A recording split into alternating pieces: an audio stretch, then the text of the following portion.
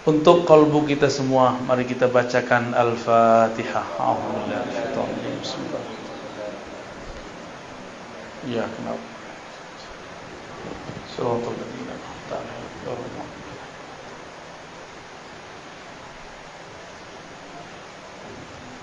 Ya. Ini ada whiteboardnya, ada spidolnya nggak? Ada. Ya udah, tahan dulu deh, nggak apa ya. Qalbu bahasa Arab artinya sesuatu yang berubah. Satu. Arti keduanya, qalbu adalah sesuatu yang elastis. Apa arti elastis? Lentur. Itu maknanya. Berubah-ubah, elastis. Apabila qalbu mengalami suatu kerinduan sekarang, bisa jadi nanti tidak, gitu. Maka mumpung sedang rindu, sampaikan lafaz-lafaz kerinduan, salawat kepada baginda Rasulullah sallallahu alaihi wasallam. Kadang sholat nggak khusyuk, di saat sholat khusyuk, sholat selama-lamanya, karena mungkin itu tidak terulang lagi seumur hidup.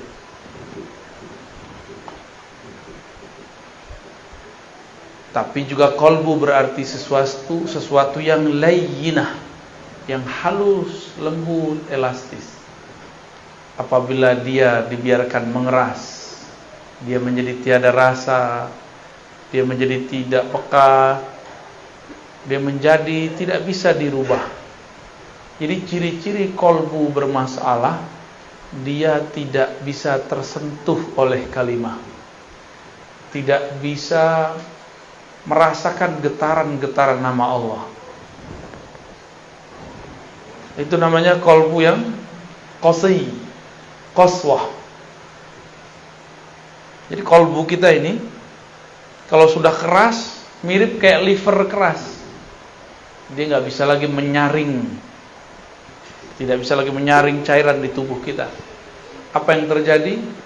Penyakit batin akan masuk dan menjadi karakter. Maka hadirin hadirat yang dimuliakan Allah, qalbu ini sangat penting. Karena ia penting, Allah membahas tentang qalbu lebih dari 100 kali dalam Al-Quran. Lebih dari berapa? Kalau sholat cuma 55 kali atau 50-an Allah nyebut kata sholat. Ditambah dengan sholawat mungkin tambah. Tapi kata qalbu bisa berlipat-lipat kali lebih banyak daripada sholat. Artinya apa? Kalau kita sholat tanpa qalbu, sholatnya tidak bermakna. Zakat, infak, sedekah kalau digabung 80-an. Aqimus shalah wa atuz zakah, dua beriring-iringan sekitar 26, 27 atau 28 ya. Tergantung indeksnya, cara membaca indeksnya. Lebih sering qalbu, lebih sering qalbu. Qalbu masih 100-an. Ini baru cuma 28, 26. Apalagi haji umroh. Umroh cuma 2 kali dalam Al-Quran disebutkan. Lalu kenapa kita jadi agen umroh tidak menjadi agen qalbu? Atau umroh dengan qalbu? Belum ada ya. Bicara qalbu bukan bicara suci, sok suci. Justru bicara qalbu membicarakan bahwa kita ini bukan suci. Saya ngomong ini gak suci. Jadi jangan dibayangkan kalau udah ngomong qalbu kita ini jadi orang yang sangat bersih, sangat suci. Enggak. Semakin bicara qalbu, semakin sadar bahwa di qalbu ini ada kotoran. Kalau sudah mulai muncul kesadaran, maka kita tidak sempat membicarakan qalbu orang lain. Dari semua ayat itu, ada yang paling dahsyat. Allah mengatakan tentang karakter-karakter yang gampang kita pahami dari sifat-sifat manusia. Pertama, karakter orang yang beriman. Orang beriman itu karakternya satu saja.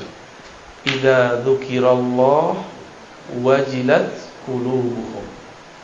Disebut nama Allah, kalbunya bergetar. Coba sebut nama Allah, Bapak Ibu. Allah gitu. Ada getaran enggak? Hah? Kayaknya enggak ya. Berarti nyebutnya enggak pakai idza dzukira. Dzukira bahasa Arab itu beda dengan zakara. Dzukira itu artinya disebut. Kalau zakara menyebut. Beda ya? Itu artinya talqin. Talqin zikir itu menjadi penting. Harus ada guru yang menyebut di depan kita. Maka ketika ada yang menyebut itu, nama Allah disebut-sebut di hadapan orang beriman, lalu masuklah kalimah itu dalam kolbunya, dan kolbunya bergetar. Wajilat. Kenapa disebut wajilat? Apa arti wajilat? Wajilat artinya bergetar karena takut, bergetar karena segan, bergetar karena merasakan dahsyatnya yang punya nama. Itu wajilat, bukan menjilat ya, beda ya. Wajilat. Al-wajlah yakni al-khauf. Al-wajlah itu rasa takut segan kepada Allah Subhanahu wa ta'ala. Sekolah tinggi-tinggi, umumkah, agamakah, tapi tidak ada sekolah untuk meninggikan nama Allah di kolbu. Oleh karena itu, walaupun kadang sudah doktor, sudah MA, sudah LC, sudah sarjana, sudah diploma, tapi kalau disebut nama Allah, biasa aja. Kenapa? Karena sekolah itu cuma untuk akal, sedangkan kolbu belum disekolahkan. Oleh karena itu, jangan-jangan di luar sana ada sekolah yang bukan sekolah formal, tapi dia bergerak untuk mengajari kolbu. Kurikulumnya tentang kolbu. Jika kolbu itu disebut sesuatu yang bergerak-gerak, sesuatu yang berubah-ubah, maka kolbu ini kadang bergerak normal, namanya kolbu yang sehat. Disebut nama Allah, dia bergetar, geraknya normal.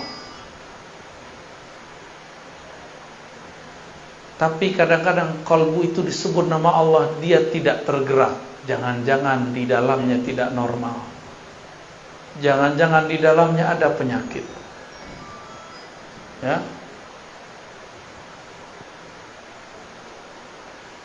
Dimatiin aja, Pak. Ya, dimatiin aja, ya. Siap? Aman? Ya, fokus ya. Ini lagi ngomong kolbu, lagi genting ini ya. Kolbu itu bergerak cepat sekali, Pak. Bapak senang, saya sekarang bisa benci dalam sesaat. Bapak benci seseorang bisa senang dalam sesaat. Begitu cepat gerak di kolbu. Maka hati-hati bicara kolbu itu ya. Kolbu kalau sehat disebut nama Allah, dia bergetar. Tapi kalau tidak, dicurigai ada penyakit di dalamnya. Kalau ada penyakit, lalu bagaimana caranya? Kebetulan ini ada Bu Dokter nih ya. Kalau kita sakit, menurut Bapak ini, secara agama wajib berobat gak? Sakit fisik? Wajib. Kalau sakit kolbu wajib berobat gak? Lebih wajib. Bener ya? Kalau sakit kolbu wajib gak berobat? Bener nih. Udah diobatin belum kolbunya? Sholatnya khusyuk gak? Kalau enggak berarti kolbunya ada masalah. Baca Qur'annya nikmat gak?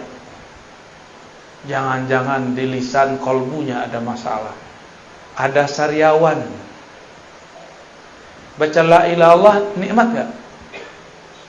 Atau cuma mengikuti tradisi? Dulu zikir la ilaha illallah, la ilaha illallah, la ilaha illallah. Itu sama kayak burung beo. Gak ada nikmatnya. Di sini makanan khasnya apa, Pak? Yang paling enak? Tempoyak. Durian yang sudah itu tuh. Yang sudah kematangan itu ya. Itu bahasa halusnya. Bahasa kasarnya yang sudah busuk. Tapi kalau diolah jadi enak ya. Oke. Bumbunya apa?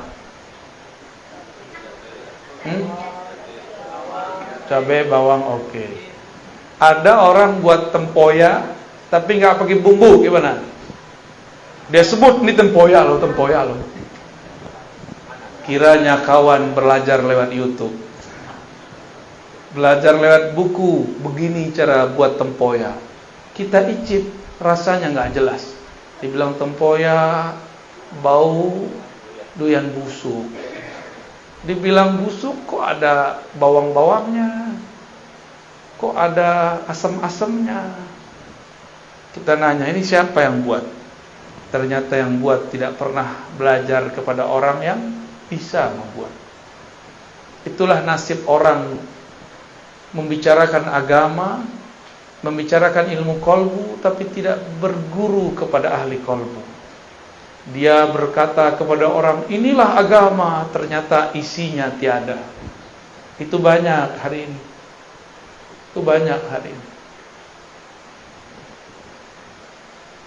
Ingin menikmati la ilaha illallah, tapi tidak dengan teknik dan bumbu-bumbunya. Jadi bumbu la ilaha itu ada. Bumbunya istighfar. Penikmatnya apa? Yang bikin lezat, micin, tahu micin ya? MSG. Kalau kita masak tuh ada masako, apa lagi tuh? Ajinomoto, jadi iklan ya. Itu bumbu-bumbu membuat nikmat. Sama-sama tempoyak, tapi jika bumbunya berbeda, yang buat berbeda, hasilnya beda. Oke, sekarang ada dua orang sama-sama pintar buat tempoyak, bumbunya sama, rasanya tetap beda. Tetap beda. Itulah yang membuat kenapa ada orang tertarik dengan satu zikir si fulan tapi tidak tertarik dengan zikir si fulan yang lain. Sebab cara mengolahnya berbeda. Ya. Kolbu ini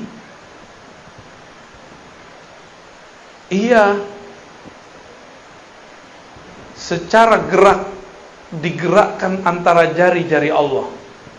Kita tidak tahu makna jari, kita serahkan maknanya kepada Allah. Tapi kalau disebut jari, ini jari Bapak Ibu, gampang dipegang nggak? Bisa dilempar nggak? Bisa dibuang.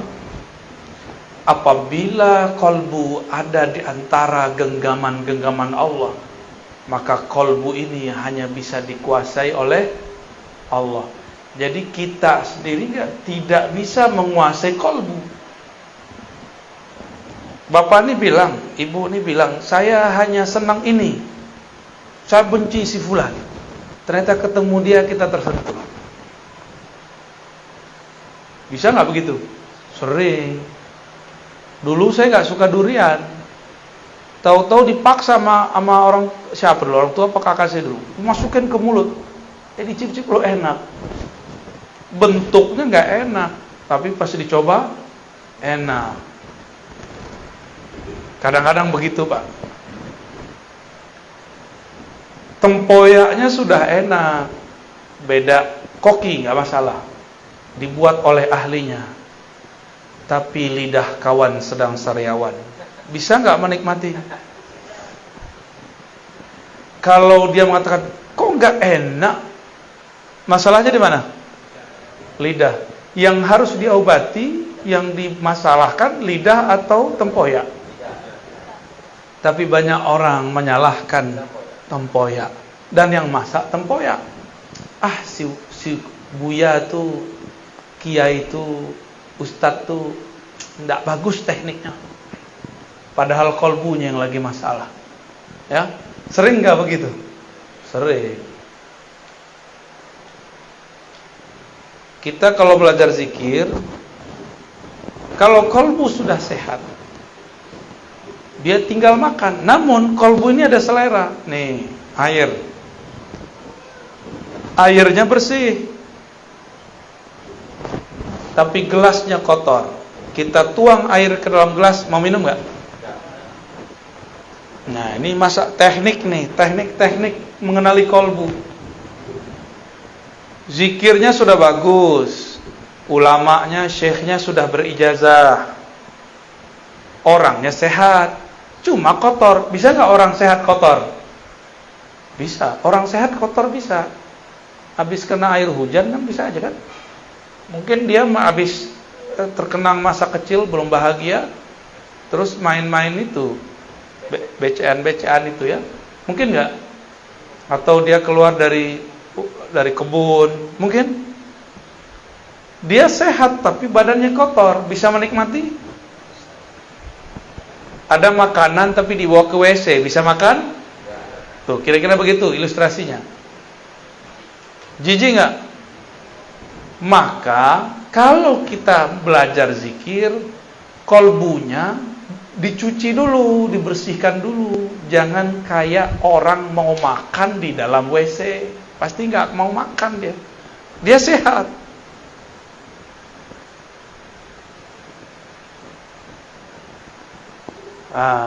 Airnya bersih, orangnya udah sehat, kolbunya udah sehat, tempatnya sehat. Yang menghidangkan jorok,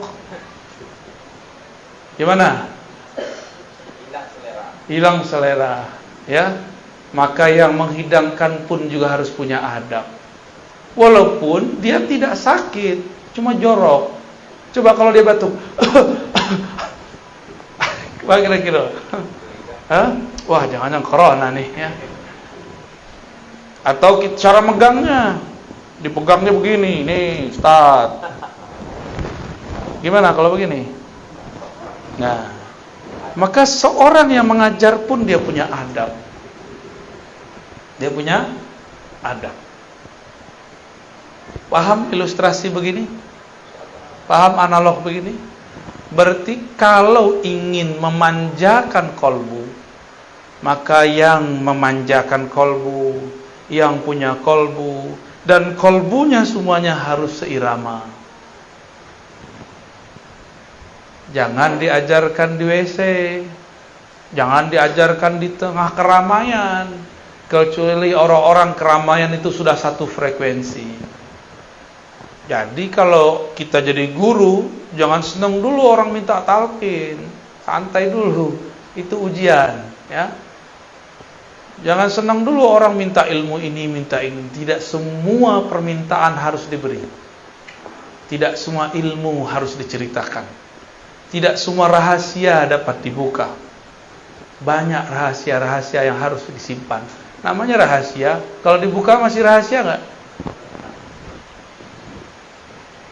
Kalau kita bagi-bagi permata di tepi jalan, dikira apa? Kaca. Betul ya? Dihargai nggak? Habis diambil mungkin dilempar. Sama, kalau orang obral talqin zikir, lama-lama dilempar, ditinggal. Itu kejadiannya.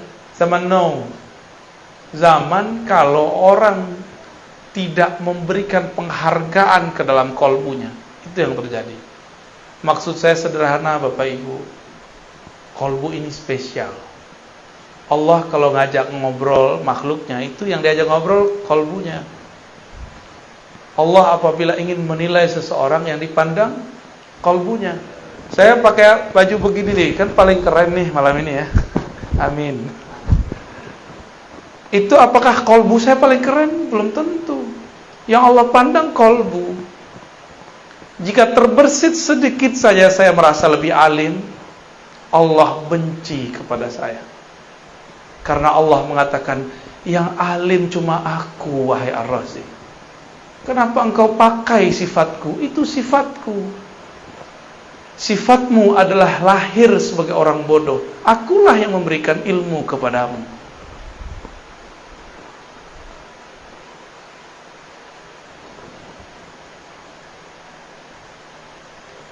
Rasa nikmat zikir adanya mirip dengan kita kalau makan. Nah, ini pertanyaan nih Bapak Ibu. Kalau makan tempoyak, enak itu di tempoyak, di lidah, di piring, atau di orang yang nyajiin?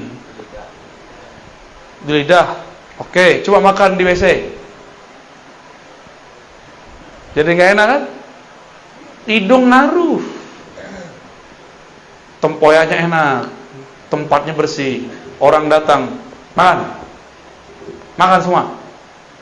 Mau nggak?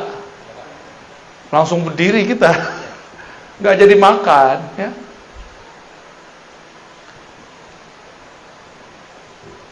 Maka semua ini perlu ada tekniknya. Qalbu di dalam Al-Quran ada qalbu mukmin, ada qalbu yang kedua, qalbu munafik. Saya setiap hari menuduh diri saya munafik, karena di hati lain, di pikiran lain. Cuma sudah terburu jadi doktor, dipanggil Buya, Tuan Guru, akhirnya terpaksa lah ngajar. Aslinya saya nggak berani ngomong ini. Kalau hitung-hitung diri itu nggak berani ngomong. Cuma pulang kembali, ilmu kan milik Allah, suci milik Allah.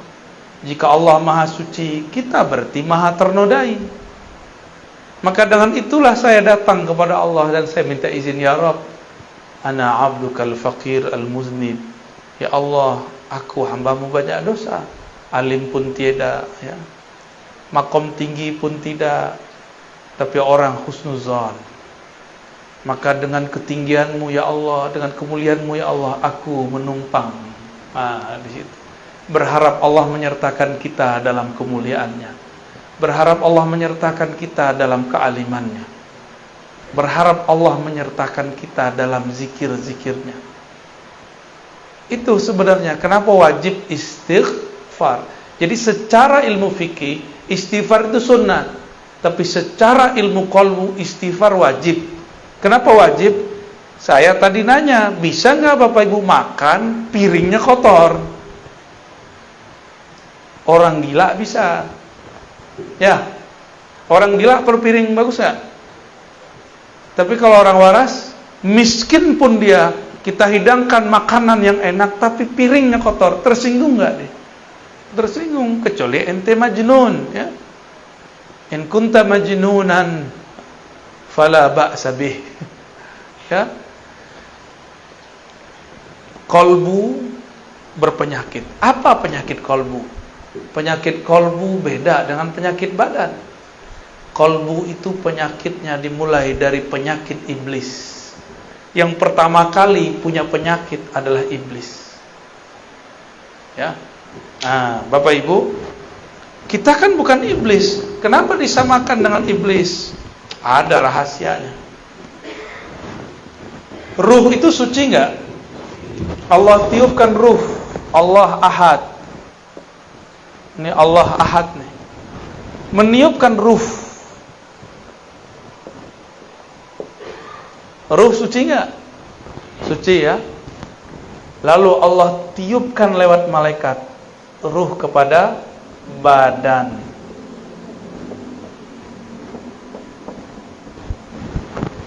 Tapi sebelum masuk ke badan, ini ada jarak di sini.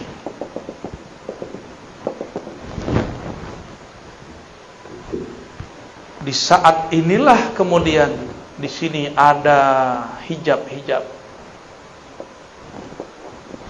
Dalamnya bukan main, tebalnya tiada terkira.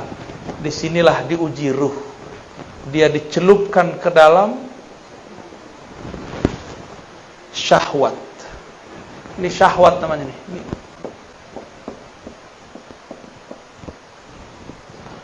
Ternyata syahwat itu berkaitan dengan badan. Semua yang ada di sini berkaitan dengan badan. Apabila ruh ditiup ke dalam badan, bernamalah dia Jiwa.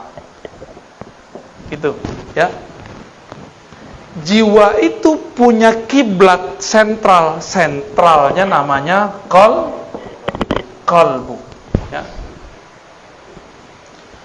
Asalnya ruh ini suci, tapi dicelupkan ke dalam syahwat.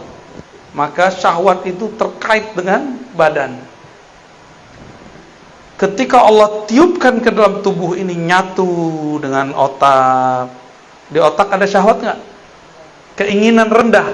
Jadi syahwat bahasa Arab artinya keinginan rendah. Nyatu dengan mata. Di mata ada syahwat.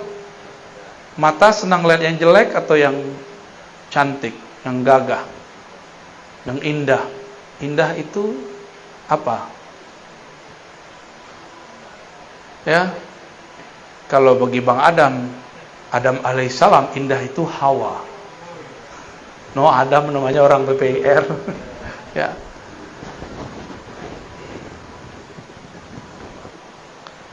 Mata itu diberikan syahwat. Dia senang melihat yang bening-bening, yang indah-indah, yang hijau-hijau. Walaupun di rumah sudah ada yang bening, yang cantik, capek kerja, nyari puncak, nyari kebun, nyari hiburan. Berarti kurang cukup memandang yang cantik, kita perlu yang indah.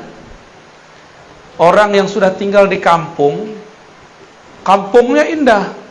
Dia semua di kampung itu orangnya rancak-rancak, cuma kurang seksi. Maka dia pergi ke kota ingin mencari yang rancak-rancak plus seksi. Hitung-hitung cuci mata, Pak. Ya, benar begitu. Jujur aja nggak apa-apa kok. Hah? Enggak iya gitu. Ketika ditiupkan ke dalam badan, maka dia dicelupkan ke dalam syahwat. Sampai ke tangan suka megang. Sampai ke perut, suka makan. Sampai ke kemaluan, sampai ke kaki, terus semuanya. Tidak ada kita yang selamat daripada kata syahwat. Nggak ada. Mursyid, apalagi. Mursyid itu lebih besar ujian syahwatnya. Percaya nggak? Karena makannya paling enak. Kalau ada tamu datang masih makanan paling enak, ya enggak? Kalau ada fasilitas paling enak. Tapi si mursyid ujiannya paling berat. Paling berat ujiannya mursyid. Kalau mursyid dosanya lebih besar. Tapi kalau mursyidnya ahli ma'rifat, dia tahu cara pulang kepada Allah Subhanahu. Di situ si mursyid paham bahwa jadi mursyid bukan berarti jadi orang suci. Jadi mursyid berarti tahu cara mensucikan diri. Itu yang beda mursyid dengan bullshit. Beda-beda tipis.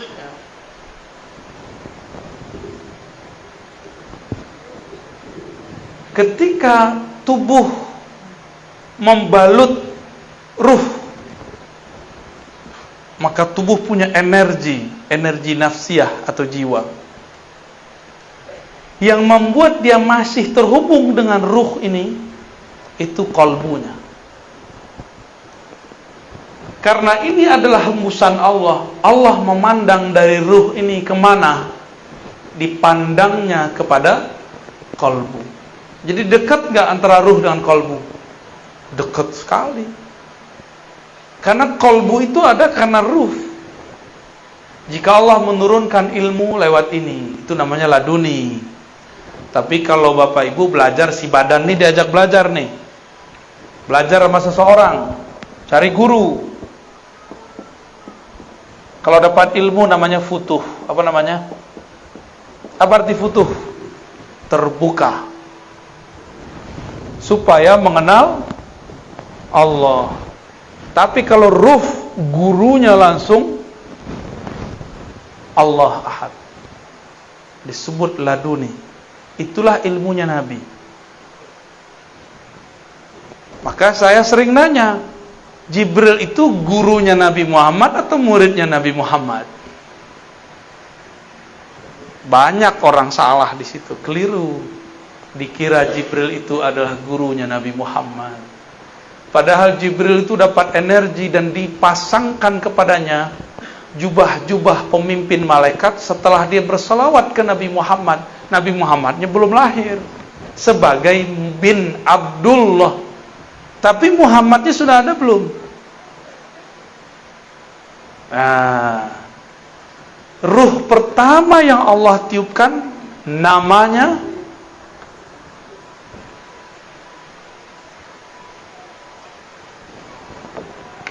terima kasih. Ahad ini Allah Ahad ya. Qul huwallahu. Allah meniupkan wahyu ruh pertama. Hembusan pertama Allah itu namanya mirip-mirip Ahad tapi ditambah dikit mim. Ahmad. Jadi apa beda antara ruh pertama dengan Ahad? Mim.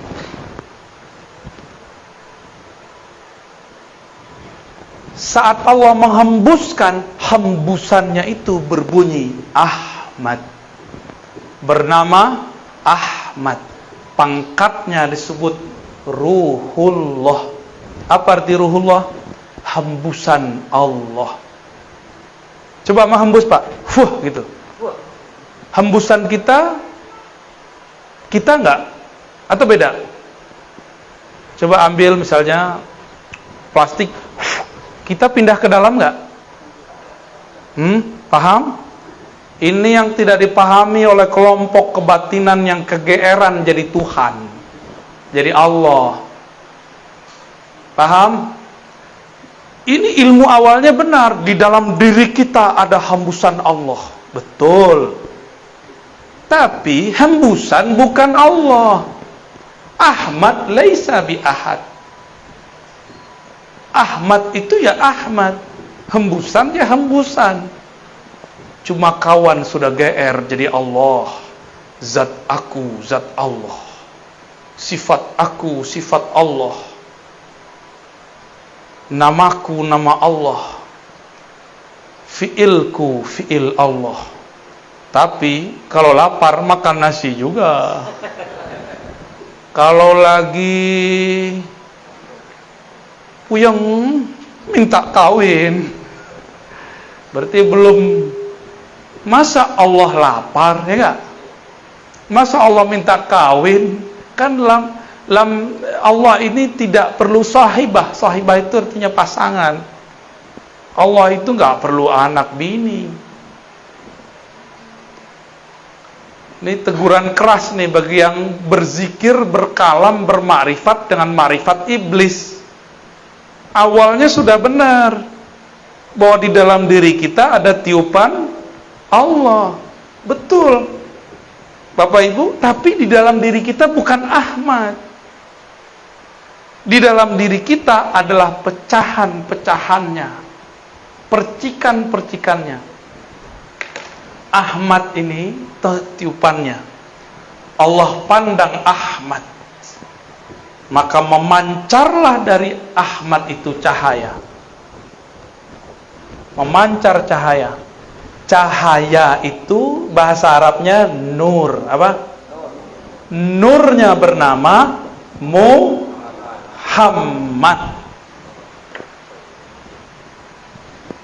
Gitu ya. Berarti nur beda nggak dengan ruh? Ahmad itu pangkatnya apa tadi? Ruhullah. Ini kalau nggak nyatet hilang. Catat. Kalau punya catatan.